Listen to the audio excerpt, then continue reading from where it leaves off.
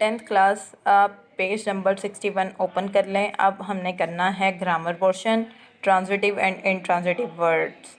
Pick out the verb in each sentence and state whether it is transitive और intransitive.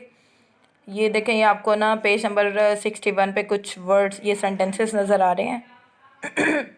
आपने इसमें से transitive और इनट्रांजिटिव वर्ब्स को फाइंड आउट करना है और सेंटेंसेस के सामने ही राइट करना होगा कि ये ट्रांजिटिव हैं या इनट्रांजिटिव हैं।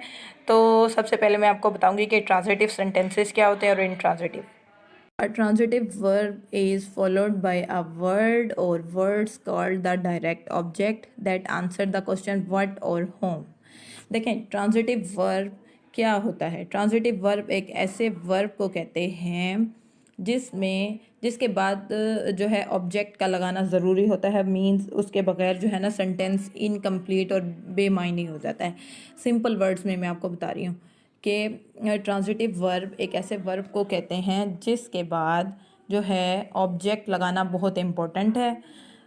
एग्जाम्पल देखें, the pilot landed the antique airplane is airplane. अब देखें, एयरप्लेन जो है ये क्या है, डायरेक्ट ऑब्जेक्ट है that answer the question landed what after the verb landed. अगर ये सेंटेंस इस तरह होता आपके पास, the pilot landed dash dash dash, landed तक अगर आपका सेंटेंस कंप्लीट हो जाता तो ये जो है ये सेंटेंस आपको इतना क्लियर ना होता। अब जब उसके बाद आपको ये बता दिया गया है कि एक पुराना जहाज़ था जो कि पायलट ने लैंड किया, तो इससे सेंटेंस क्लियर हो रहा है। इसमें सब्जेक्ट भी है, इसमें ऑब्जेक्ट भी मौजूद है, तो ये सेंटेंस जो है ये क्या होगा, ये ट्रांजिटिव सेंटेंस है, ट्रांजिटिव वर्ब है। ठीक है। अगर इसमें मैं आपको एक और एग्जांपल दे दूँ कि शी लव्स हर मदर। अगर हर मदर को हटा दें तो सेंटेंस क्या होगा, वो आपके पास जो है बगैर बेमायनी हो जाएगा। जब बेमायनी हो जाएगा तो आपको क्लियर नहीं होगा, तो वो ट्रांजिटिव सेंटेंस नहीं होगा। इसलिए ट्रांजिटिव सेंटेंस ऐसे सेंटेंस को कहते हैं जिसमें ऑब्जेक्ट का होना बहुत ज़रूरी। Intransitive verbs are action verbs that do not have a direct object। Means intransitive verb एक ऐसे verb को कहते हैं, ऐसे sentences जिसमें जो है ऑब्जेक्ट का होना ज़रूरी नहीं होता। ऑब्जेक्ट के बगैर ही सेंटेंस जो है आपको इजीली क्लियर हो रहा होता है, उसको हम intransitive verb कहते हैं। एग्जाम्पल मैं आपको अपनी तरफ से एक देना चाहूँगी कि ही रन्स। अब देखें, ये कैसी एग्जाम्पल है, ही रन्स, वो दौड़ता है। इसमें आपको ये बताने की ज़रूरत नहीं है कि कौन दौड़ा है, कहाँ दौड़ता है। ठीक है। तो ही रन्स एक ऐसा सेंटेंस देखें, इसमें आपको इजीली क्लियर हो रहा है और इसमें ऑब्जेक्ट नहीं है हमारे पास, लेकिन उसके बगैर भी बात समझ आ रही है, तो ये क्या है, इंट्रांजिटिव वर्ब की एग्जांपल है। और ये जो एग्जांपल आपको स्क्रीन पे शो हो रही है, ये पढ़ते हैं, the pilot landed carefully, there is no direct object answering the question landed what और होम।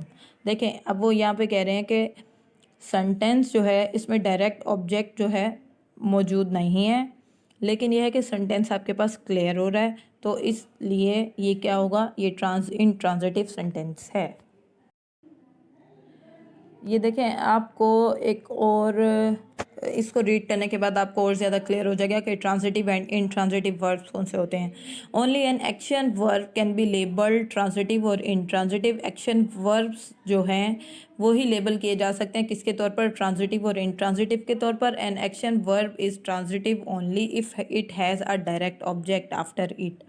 किसी भी एक्शन वर्ब के साथ अगर आपके पास डायरेक्टली ऑब्जेक्ट मौजूद होगा, कोई भी ऑब्जेक्ट मौजूद होगा, तो क्या है, वो आपके पास ट्रांजिटिव होगा। और अगर एक्शन वर्ब के साथ डायरेक्ट ऑब्जेक्ट मौजूद ना हो तो वो आपके पास इनट्रांजिटिव वर्ब बन जाएगा। एग्जाम्पल देखें, ट्रांजिटिव वर्ब के एग्जाम्पल आपको यहाँ पे नज़र आ रही होगी कि टिम सैंग अ सॉन्ग। ठीक है।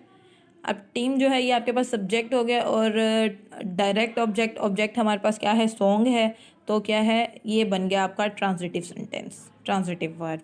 और टीम सैंग लाउडली, ये क्या है, इसमें आपके पास डायरेक्टली ऑब्जेक्ट मौजूद नहीं है इस एग्जांपल में, तो ये क्या बन जाएगा, ये आपके पास इनट्रांजिटिव वर्ब की एग्जांपल है।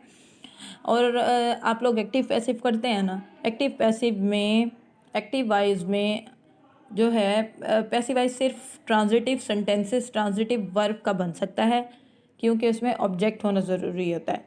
अगर हमारे पास कोई इंट्रांजिटिव वर्ब होगा तो उसका हम पैसिव वॉइस नहीं बना सकते होते। 10th क्लास, ये आपके पास कुछ एग्जांपल्स हैं ट्रांजिटिव और इंट्रांजिटिव सेंटेंसेस की। तो अब आप लोग देख सकते हैं कि देखें, पहले आपको वर्ब दिया गया, फिर ट्रांजिटिव और इंट्रांजिटिव बताया गया। एक मैं आपको बता दूं, स्पीक, देखें स्पीक एक वर्ब है। अब उसका ट्रांजिटिव सेंटेंस क्या है? I would like to speak with you. और इंट्रांजिटिव क्या हो सकता है? Let's speak. इसी तरह से फर्दर आपको दिए हुए हैं, आप इसको रीड कर लीजिएगा, इससे आपको और ज़्यादा क्लियर हो जाएगा। सो 10th क्लास मैंने आप लोगों को ट्रांजिटिव और इंट्रांजिटिव के बारे में बता दिया है। अब हमने इन सेंटेंसेस में हाईलाइट करने हैं, वर्ड्स को पिक करना है और ये बताना है कि ये ट्रांजिटिव है या इंट्रांजिटिव है। So let's start. मैंने ऑलरेडी किया हुआ है, आप यहाँ से देख के कर सकते हैं। आपका फर्स्ट सेंटेंस है द सन शाइन्स ब्राइट। अब शाइन्स जो है ये आपका वर्ब है और वर्ब ही हमने पिक करने थे, तो इसमें क्या आएगा? शाइन्स। इंट्रांजिटिव वर्ब है ये, ठीक है। आपने भी इसी तरह इसके सामने लिखते जाना है। I hear a noise. Hear transitive verb है। Ali drives the car carefully. Drives है transitive verb. Fourth is you got angry with your sister. Got को आप पिक करें, मत इसके नीचे ही अंडरलाइन कर लें इसको, और ये भी आपका ट्रांजिटिव वर्ब है। फिफ्थ है आपके पास Sarmad ate a lot of sweets. At transitive verb. Everyone tried very hard to win the race. Transitive verb है tried. She knows the secret. अब knows जो है ये क्या है?